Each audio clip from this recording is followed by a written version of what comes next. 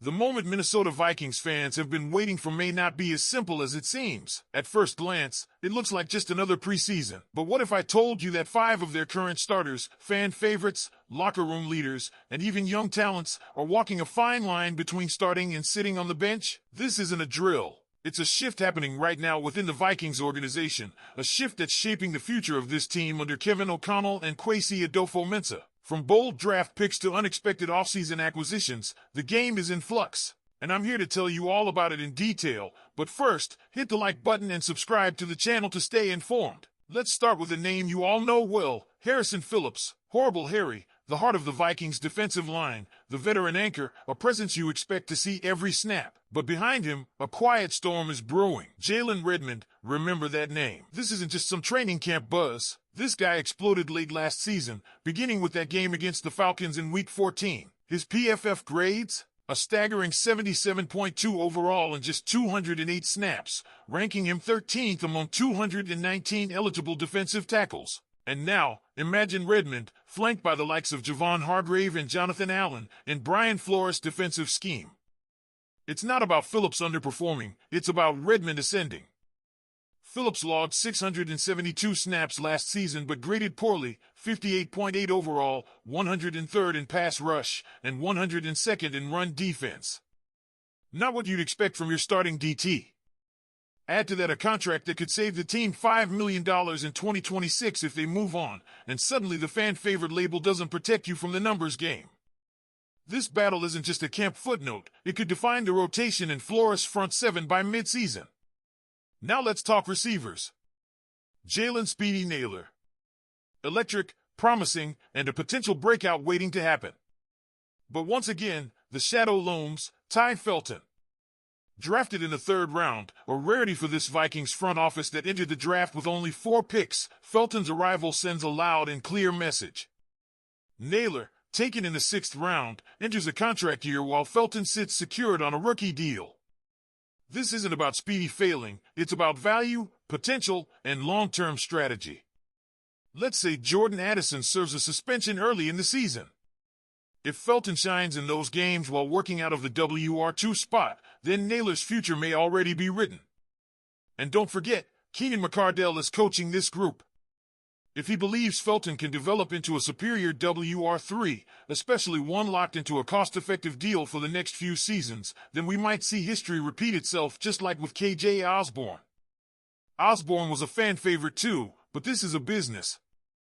That WR3 spot gets the softest coverages in the league with Jefferson, Addison, and Hockenson drawing top corners. The team might not want to commit $8 to $10 million annually to Naylor when Felton could produce similar, if not better, numbers. Let's keep this momentum going because now we hit the linebacker room, and it gets even more complicated.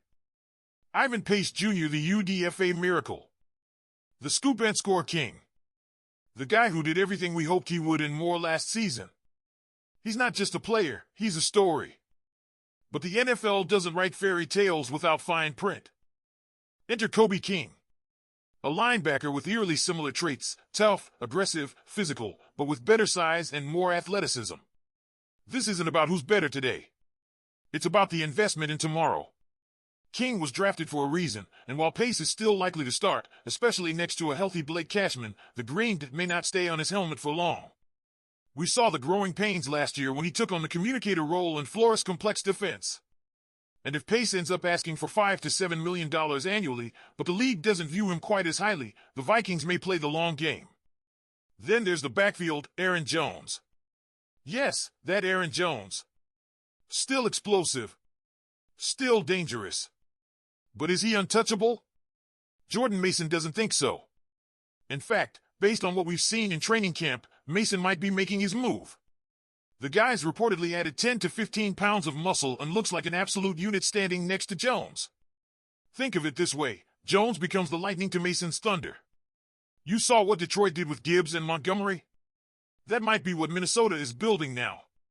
Mason could take over as the lead back late in the year when the weather turns cold and physicality becomes king. And under Kevin O'Connell, the Vikings have struggled to run the ball effectively in late-season, high-stakes games. Mason could change that, especially in goal line and short yardage situations. He's not here to replace Jones, he's here to complement him. But don't be surprised if the snap count tells a different story by week 14. And finally, let's flip back to the secondary, specifically the safety position. Theo Jackson. You probably haven't heard his name in a while, but trust me, you will. The Vikings play more 3 safety sets than almost anyone in the league. Brian Flores is obsessed with them, and he's been pounding the table for Jackson all offseason. This isn't speculation, this is fact. He sees Jackson as his Swiss Army knife, and with Harrison Smith winding down, the time is now for Theo to either prove himself or open the door for someone else. The team gave him a manageable 3-year, $9 million deal. If he shines, he's the future. If not, he's a placeholder. Minnesota has their eye on potential replacements already, including local prospect Kentucky Parrish.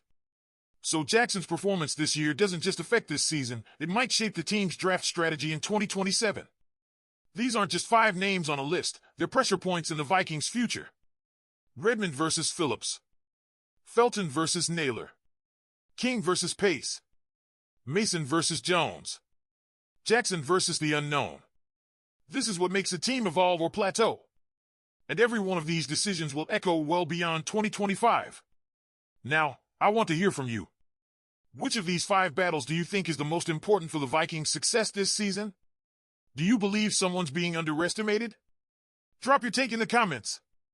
And now, let's bring it home, because this second wave of depth battles might not have the same headline power, but it carries just as much weight in determining how far this Vikings team can go in 2025.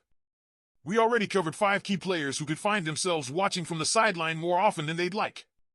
But here's the truth, it's not just about losing a starting job. It's about identity, direction, and trust in the development plan Kwesi and O'Connell are building from the ground up. When you see veterans like Harrison Phillips and Aaron Jones, guys with proven resumes, potentially giving way to ascending players like Jalen Redmond and Jordan Mason, what you're really seeing is a franchise willing to adapt, adjust, and evolve. The decisions won't be easy. Will the coaching staff give Jalen Naylor one last shot at locking down WR3? Or will they push Ty Felton into the spotlight and ride the rookie wave into 2026? Will Ivan Pace Jr. continue his Cinderella story, or will the physically gifted Kobe King reshape the linebacker core by the end of the season? And if Theo Jackson doesn't rise to the occasion in a Flores-designed defense tailor-made for his skill set, how long until the team pulls the plug and looks elsewhere? This isn't a rebuild. It's a recalibration. The Vikings are positioning themselves to be younger, faster, and more versatile, and every rep, every snap in training camp is a clue to where this team is headed. So now, I ask you again, who's truly on the hot seat? And which of these players do you believe will fight through the pressure and prove they belong? Sound off in the comments. Let's hear your bold predictions, your frustrations, and your insight. Who's safe, and who's skating on thin ice in Minnesota?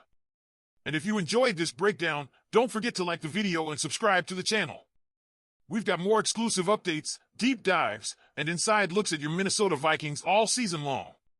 Until next time, SKOL Vikings Nation!